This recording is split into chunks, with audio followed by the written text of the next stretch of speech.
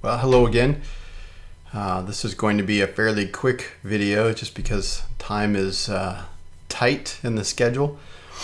But I wanted to get this out, and this is skipping a couple of videos, so I'm going to go back and create videos for a couple of our prior sessions. But I know everybody needs this video in order to do their homework for this week, so I wanted to get this out. Just to quickly cover what we covered in the lesson plan itself. We talked about this process of interpretation and how we're going to start here in the middle with the kind of the building blocks, if you would, of our conceptual formulations. When we go to think about things or speak about things, we're using words, right? We're putting words together.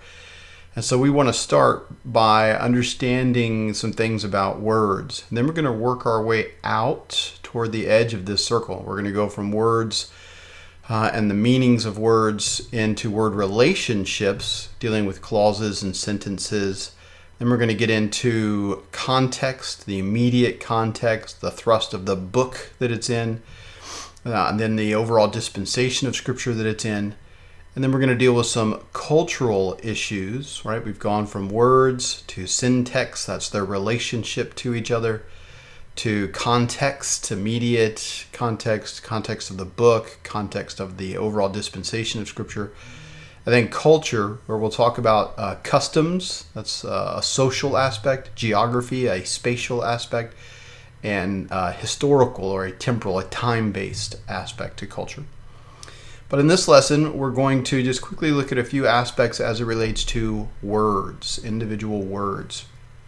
And the most important thing to know is that words have meanings plural, not singular, or we should say very, very rarely does a word have only one meaning. Most of the time a word has many meanings. Matter of fact, if you're able to watch the Rodmacher videos, I think it's in video 11, he makes the comment that in the Oxford Dictionary, it indicates that of the top 500 English used words, so the 500 most commonly used English words, the average number of meanings for each of those 500 words is 23. So, words have meanings, plural. The word run, for example, has 645 possible definitions listed in the Oxford English Dictionary. The only way for us to know what is the correct use of the word run is to look at the context that it is being used in. And we're going to see that is true for the words in the Bible as well. A single word may mean multiple things, may have a specific Greek word behind it as well. And we need to understand the meaning of that word in its context to make sure we're properly interpreting it. And word studies really help us discover what is the range of meanings. So when we're looking at a word in the Bible, I'll show you an example in a minute of the word saved, save, saves, saved, or saving, all of the variations of save. How is that used? What is the range of meaning for that word in the Scriptures, right? If you think that the only way that word is used is in the notion of being saved from hell so you can go to heaven or go to heaven when you die, then you're going to have a problem with a lot of passages because only about 20 to 30% of the uses of that word are in the context of go to heaven when you die. The rest deal more specifically with like deliverance from your enemy, deliverance from physical danger, illness, things of that nature. And we'll see that in just a moment. So we can use things like a Strong's Concordance to help us find all the occurrences of the words. You guys have been doing that some already. And then we'll ask the question, how is it being used in each context in order to get the full range of meaning for the word, actually I should change this to say save, because we're not actually doing the word salvation, we're doing save, saves, saved, or saving. Also, words have a beginning point. So this is called etymology, and it's the origin of a word, right? Words have a beginning. As we can see in the picture here, words have a root meaning. They start, but then words change over time. There's a historical development for those words. Words can appear and then disappear. Words can take on cultural attachments. Again, Rodmacher talked about the word witness and that it had changed 5 times before its use in the New Testament. Specifically, Hebrews 12:1 is the passage that we talked about in class, that Rodmacher covers in the video, and how that word had evolved 5 times already by the time it was used in Hebrews 12:1. And we need to understand what that word meant at the time it was used. Right? It's not about what the word means today, or necessarily what it meant when it first came into existence. It's what did the word mean when it was being used. And that's why understanding some of the cultural aspects and the evolution of a word is important to understand. And in the class, we spent the bulk of our time talking about this aspect here, how to find the possible range of meanings. We did not yet get into what are the aids, books, things that we can use to uncover the etymology and to understand the change over time. We'll get into that next week. Last thing I'll show here, and then I'm going to jump over and show you how to do the homework. These are some of the study aids that we've talked about. Of course, we're going to start in the Bible, and that's what we're going to use today with the help of a little bit of a concordance. Once we've done our homework, we will know the range of meanings of a given word out of the Bible. The concordance can help us find all the occurrences of that word, but we're not going to use the concordance or a lexicon or any other kind of study aid at this point in time to develop the range of meanings. We're going to do that ourselves to get a better understanding of how words can have multiple meanings. I want you guys to really connect with the text and the word yourself. I don't want you to go to a lexicon or a dictionary and just let them tell you it has this many meanings. You need to do the exercise at least once of finding every occurrence of that word, seeing how it's being used, to really help cement in your mind that words have multiple meanings, and you need to understand which meaning is appropriate for the context that you're reading it in. All right, we did not get into synonyms and antonyms or cross-references. We're going to do all of that next week as well. All right, so that's it for the lesson piece. Let me jump over to what we're going to do for homework. So this is kind of a completed sample of what I want you to finish for your homework. We're going to look up a word. Now in this example, the word is, again, save or saving. You can see it in its tenses here. This is just the example. It's not the word that you guys are going to look up. I'll tell you that in a minute. So the first thing I'm going to do, I'm going to go ahead and minimize this. We're going to come back to it, but I'm going to open up my browser. And again, we're going to use Blue Letter Bible because it's free and available online to anyone. If you have other tools like Logos and you know how to use those, feel free to. But this is the one we'll use in class.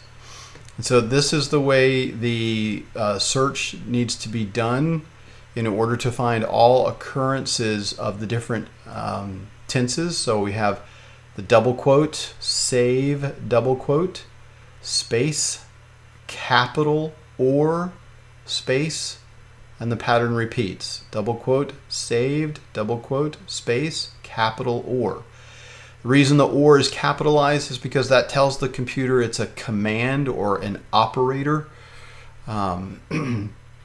And we're using or because it could be the word save, or the word saved, or the word saves, or the word saving. And we're going to do this out of the NASB as much as possible. I'd like for you to utilize the NASB as it's from an English translation standpoint, it's one of the more literal word-for-word translations, and it's a good one for this type of study. So that's the string you're going to put in, and you guys are going to be using the word reward. You may have, well, I'll show it to you in a second. It'll be the exact same structure. All you have to do is replace the word save with the word reward, and then rewarded, rewards, and rewarding. That's what you'll use. And I think there's 61 or 2, I can't quite remember, of those. So I'm going to go ahead and hit the search icon. So now what we can see is for save, saved, saves, and saving, there are 239 uses of that word in 231 verses. So that means there are 8 verses that have the word saved in it twice. Now this also, just so it doesn't render all 231 verses at a time, you can see it's paged. It has 5 pages. So we can see if we go down to the bottom, because we're looking at page 1 here, this is page 2, page 3, page 4, and page 5. For the word reward, I think you will have 2 pages. So you're going to need to copy and paste 2 times, one for page 1, one for page 2, and I'll show you how to do that here. So once you have your search results here, you're going to go up to copy options, and it'll need to look just like mine looks, right? Under line by line order, you're going to say reference verse. Paragraph order, nothing. Reference delimiters, nothing. Number delimiters, just put no number. And then you want to select all verses. So once I do that, you can see it's now checked the box beside each of those. That's all I need to do here. Then I'm going to click on copy, and you'll see it says the word copied. It kind of flashed up real quick there. That lets me know that it indeed copied them. Now, one other thing that's really important to understand is that you need to do this in Firefox. If you use any other browser, the delimiter that's being used within the text file that was copied is going to be different, and it's not going to work as cleanly as if you use Firefox. So if you don't have Firefox, just go to any browser that you have, do a Google search for Firefox browser. It's by Mozilla, M-O-Z-I-L-L-A. This is, here, I'll just give you a quick about. This is the current version of it. You can see it's Firefox is designed by Mozilla. And just install it and use the Firefox browser. All right, so that's all we need to do here for the first one. So I'm going to minimize that, and I'm going to reopen my Excel. But what I'm going to do is start a new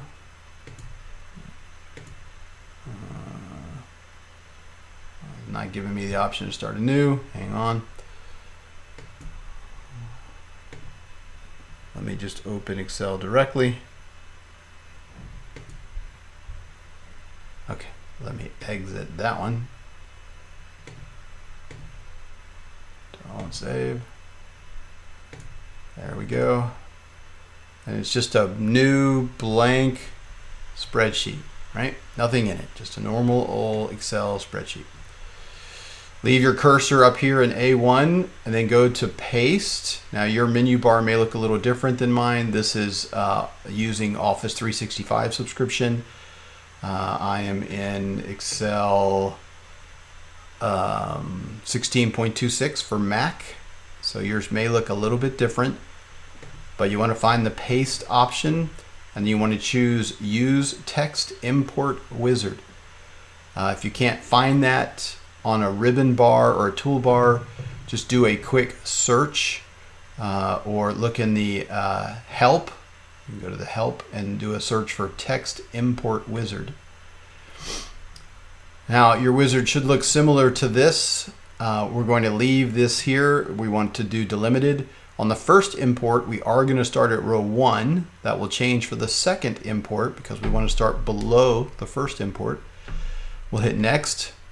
Then all you have to do here is uncheck space check other, and then type a hyphen in, because the Firefox copy feature uses a hyphen for the delimiter. And so now by indicating hyphen, you can see in the box below, we're going to get our passage reference on one side, in one cell, a column within Excel, and then we're going to get the verse in the other cell.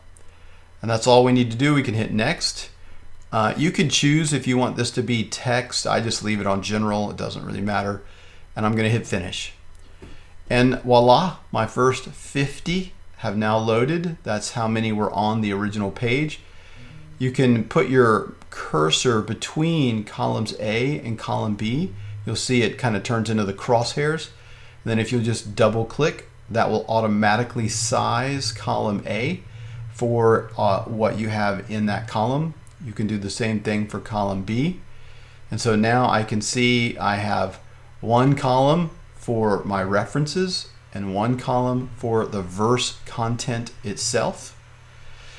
Now I'm going to put my cursor down here on 51. That really doesn't matter because we're going to tell it row 51. But then I'm going to come back into the browser. Remember, we have multiple pages. So I'm just going to do one more page so that you see how to do this. You'll go to page 2 and click on it. That'll load the next page of results. You will come back into copy options, just like we did before. Everything should be as it was, but double check. Reference verses, nothing here, no number.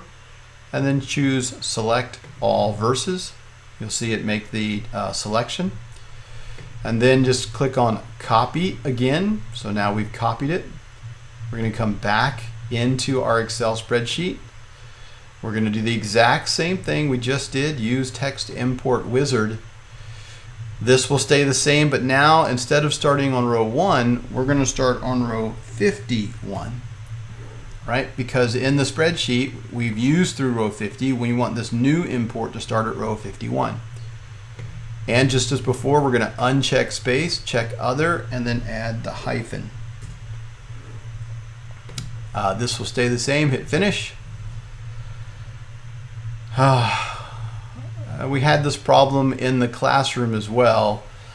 I don't know why when I did this the first time, it worked just fine. So if the import wizard is giving you a problem, let me try one more thing here. Let me first save this spreadsheet and see if it needs us to save this before it will work.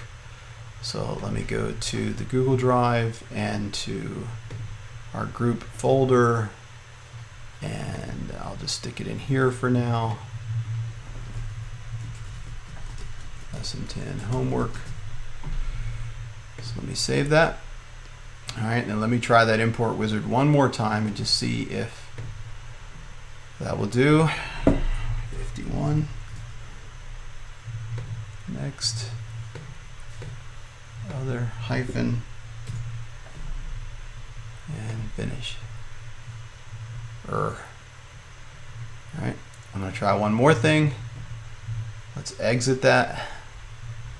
And then let's reopen it.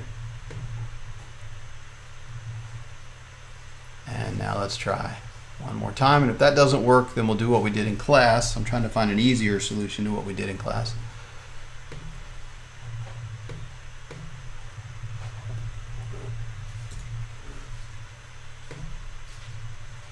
Okay, just not going to cooperate. So what you'll need to do is open up a new sheet, right? And then do the import wizard, just like we did the first time. Leave it on row 1. Switch this to the hyphen. Go ahead and import it. Right? Then you don't have to do. You can just. It's already highlighted everything you just imported. So if you will just right mouse click, copy, and then just come over here, right mouse click, put your cursor in 51A and paste, and that'll copy them over. So for some reason the import wizard's just not allowing you to append those on. So for each page you need a new window once you're done with that copy, you can just discard that window. You don't need it at all. Don't save. You just throw it away. Yeah. No. Right, so now we have our spreadsheet that has all of our references and all of their verses. Now, what you'll do is add a few empty rows up to the top. So I just highlight like 10, right mouse click, and choose Insert. That'll give you some empty rows up top. And then the way this works is you start with the first verse and you read the passage. Now behold, your servant has found favor in your sight, and you have magnified your loving kindness, which you have shown me by saving my life. But I cannot escape to the mountains, for the disaster will overtake me and I will die. Right, this is Lot running away from the destruction of Sodom and Gomorrah, and he doesn't want to go to the mountains. He wants to go to the small city near that. And so this is about his life being saved from physical destruction. And if you need to open up your Bible and read a few verses around this to get a better sense of how that word is being used, feel free to do so. A lot of times you can get the sense just by reading this one verse, and that's all you'll need. But do as much reading around that passage as you need to. And then you're going to come up here, and for the very first definition, you're going to give it a letter. We're going to call it A. And then you're just going to type what you think. You're doing all of this on your own, no study aids, no dictionary help, no expert guidance. This is you using your own abilities to understand how a word is being used differently throughout the scripture. And so I'm just going to say deliverance from physical harm. And you could put something like judgment of God against,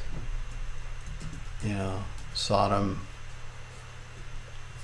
You could put whatever you want there to kind of help you keep in your head what it is. Because what's going to happen is you're going to then say, okay, this in column C here, you're going to go ahead and say this. I gave this definition A.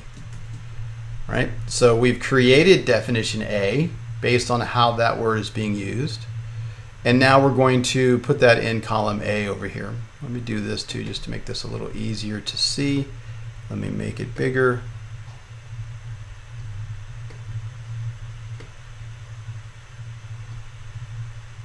Come on. Man, this is not one to cooperate today. Oh, maybe. I had to save it. So let's just make it a bit bigger. Let's try 150. There we go. All right, so now we can see for this first verse, we've given it category A. So then we go to the next one. Now behold, this town is near enough to flee to, and it is small. Please let me escape there. It is not small, that my life may be saved.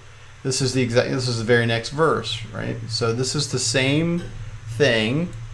Lot still escaping to the other town, so that he may be saved from the judgment of God against Sodom, which is in this case physical harm.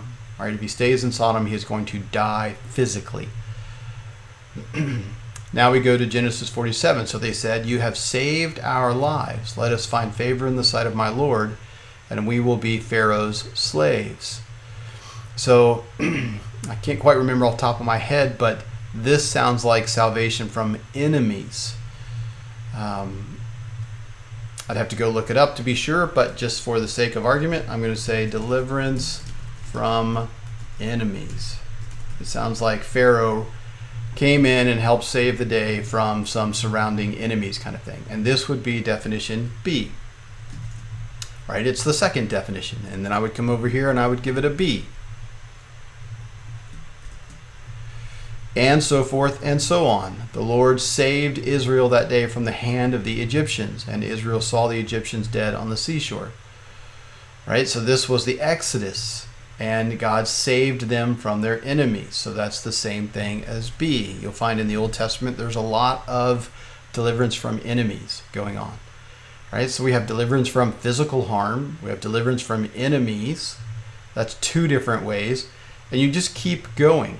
And you do every single occurrence that you found through the use of the concordance aspect in Blue Letter Bible. Again, for the word you guys will do, which is the word reward, you're going to find about 61, 62 kind of definitions. So you don't have 239 like we did for our hermeneutics class when I took the class. But this is the process you'll go through. And you'll add as many rows up here as you need for as many different uses of that word.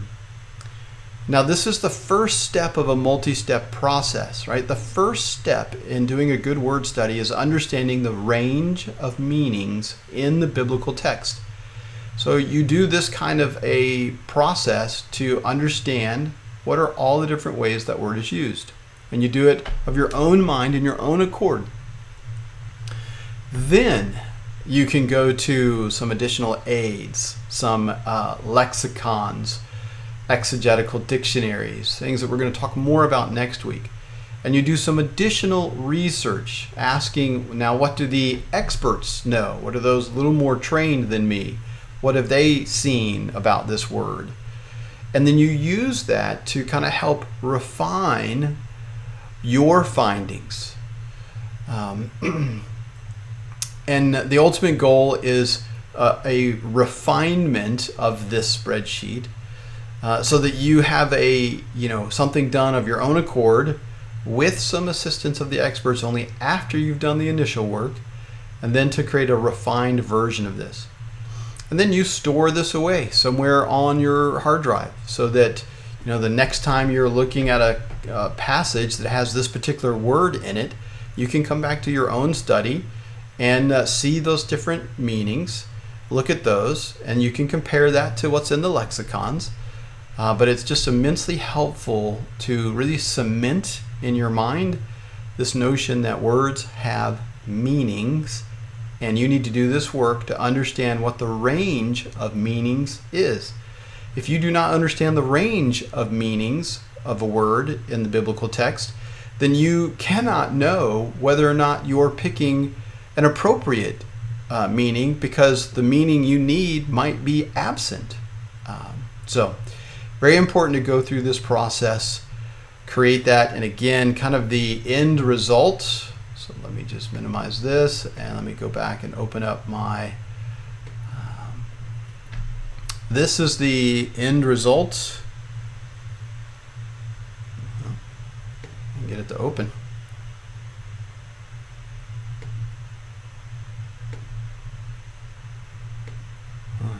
What's going on with that spreadsheet? But let me, I'll open it the old-fashioned way. Come back to, this is my folder for all my classes. It was in my hermeneutics class. It was in week 4. See if that will open.